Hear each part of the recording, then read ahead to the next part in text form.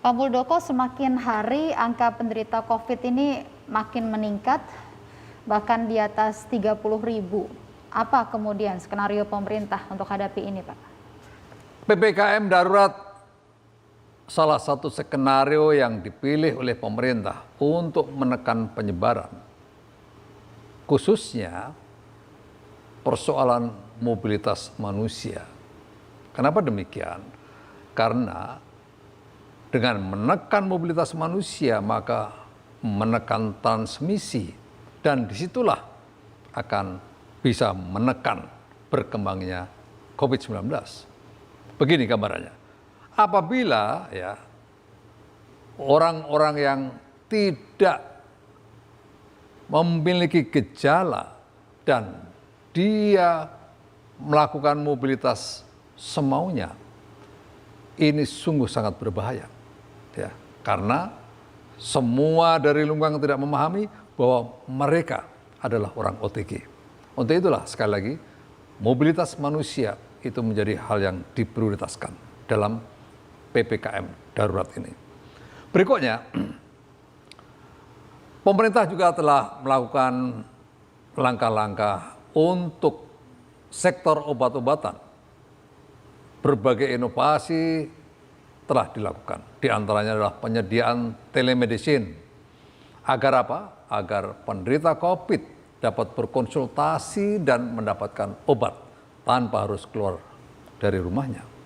Segala hal ini juga telah diterobos oleh pemerintah, termasuk realokasi anggaran, penyediaan tambahan bed, pengadaan oksigen, mendorong percepatan vaksin, termasuk juga tindakan tegas kepada para pelanggar PPKM darurat dan para penimbun spekulan obat-obatan dan oksigen.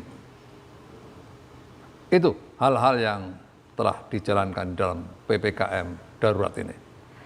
Pak, sebenarnya apa yang mendasarkan pemerintah menerapkan PPKM darurat?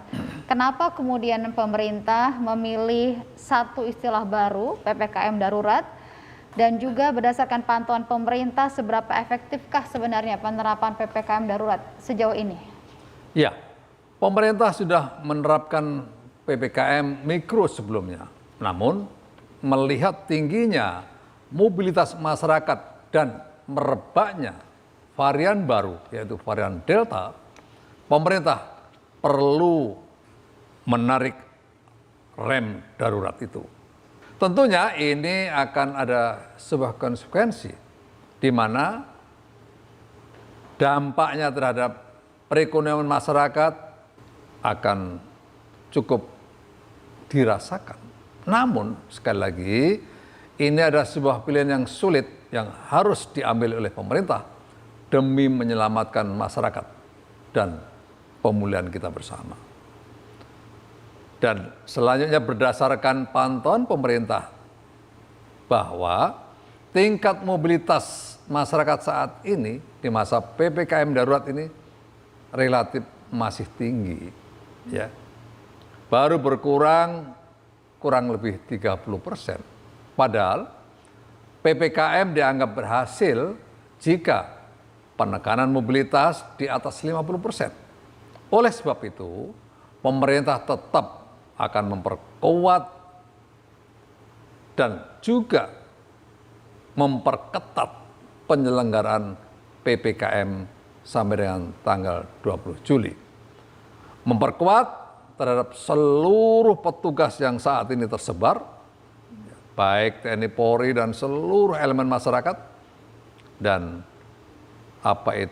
memperketat agar persoalan disiplin menjadi sesuatu yang tidak boleh ditawar-tawar lagi. Saya mengajak pada masyarakat untuk taat betul atas prosedur kesehatan. Kenapa? Karena tanpa adanya kesadaran, disiplin yang tinggi tadi, maka akan sangat sulit PPKM itu berhasil dengan baik. Itu poinnya ada di situ. Kesadaran untuk tidak berkumpul, kesadaran untuk tidak melakukan mobilitas, kesadaran untuk 3M, maka itu menjadi kunci. PPKM darurat ini berjalan dengan baik. Baik, Pak. Pak Muldoko, ada beberapa menteri yang ditugaskan untuk mengurus penanganan COVID. Masyarakat kemudian ada yang bingung ini, Pak.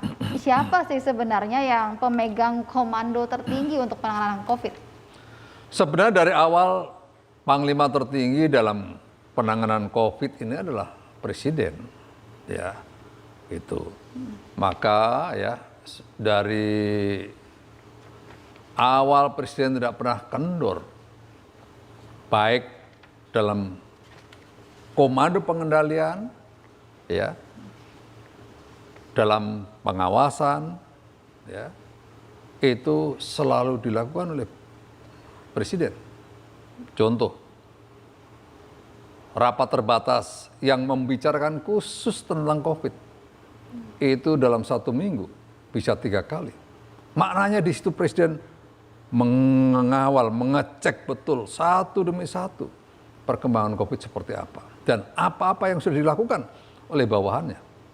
Ini seorang panglima. Itu. Jadi sangat salah bahwa seolah-olah Presiden itu tidak mengendalikan COVID ini.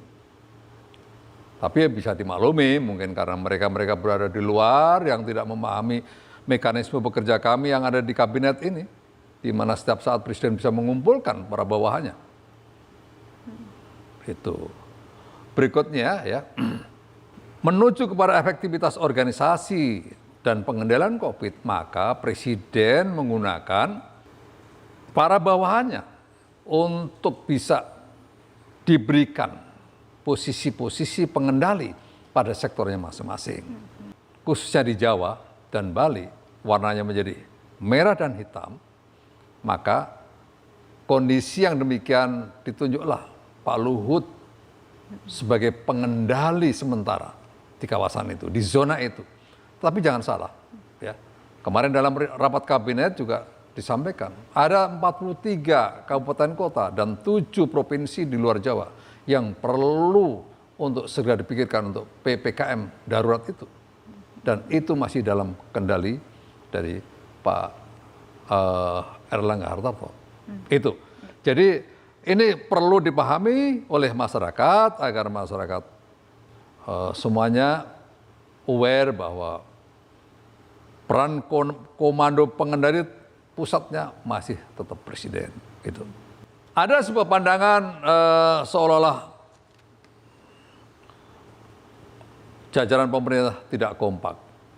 Saya ingin luruskan ya, bahwa Panglima tertinggi atau Presiden masih sangat firm mengendalikan kementerian dan lembaga dalam satu tim yang sulit. Juga demikian para kepala daerah. Semua resources ya, yang dimiliki oleh pemerintah telah dikerahkan untuk kepentingan menyelamatkan rakyat dari COVID ini dalam satu kendali, Presiden. Tidak ada yang lain. Itu. Jadi masyarakat supaya jangan ragu-ragu dengan kondisi ini.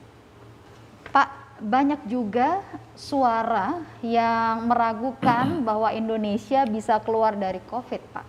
Bagaimana tanggapan Bapak?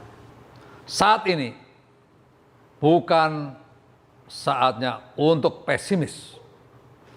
Pesimisme tidak akan pernah membuat masalah terselesaikan.